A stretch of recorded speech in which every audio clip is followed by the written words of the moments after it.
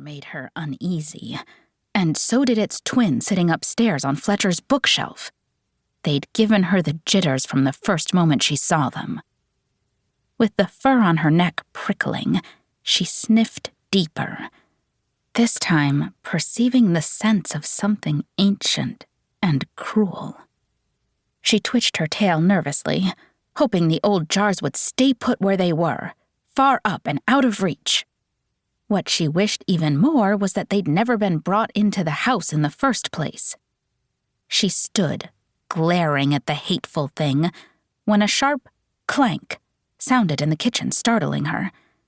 She whirled around, and with a soft snarl rumbling in her throat, she crept into the dark hallway to inspect the noise. An aroma of steaming vanilla, along with a few herbs she couldn't name, seeped up her nose, and her pounding heart slowed. "Aunt Caroline," she growled.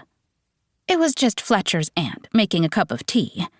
She'd come to stay with them during Fletcher's spring break, while his father was away at the Florida Weather Forecasters Convention. Nim supposed it was a nice thing for the woman to do, but really, Fletcher was her friend, and it was her job to protect him. She frowned, remembering that Aunt Caroline would be taking him out for a picnic tomorrow with fresh lemonade and sandwiches cut into little triangles. Nim peeked at the front door. Her shoulders slumped, and she took a step back. There was nothing good outside, and she always worried for Fletcher when he left the house. She had just turned to make her way up to his room to continue her nightly inspections when the sight of another black cat drew a hiss from her mouth and made the fur rise on her back. But it was nothing more than her own reflection peering out from the tall mirror on the wall. Only a young black cat with an old, injured foreleg. Embarrassed, she glanced around, pleased no one else had witnessed her foolishness. "Stop being such a scaredy cat," she scolded herself. She padded her way up the staircase, and when she slipped through the half-opened door into Fletcher's room, her spirits lifted. He was sitting up in bed, dressed in his pajamas with the wizard hats and wands on them.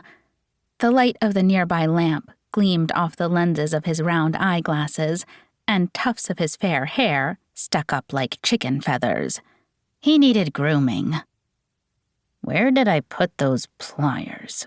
he muttered as he patted the top of the starry-patterned bedspread. He leaned over and rummaged through the drawer of his bedside table. "Ah, here they are."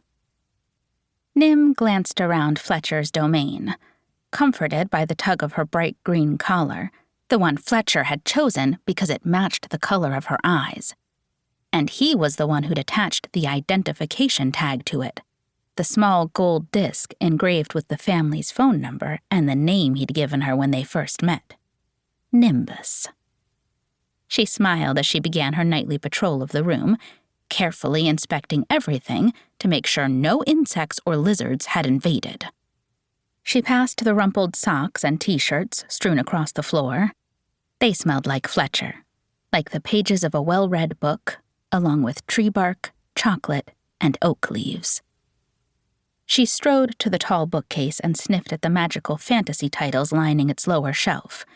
She rubbed her cheek against The Hobbit, Fletcher's favorite, and the story he'd read to her when she was recovering from her injuries.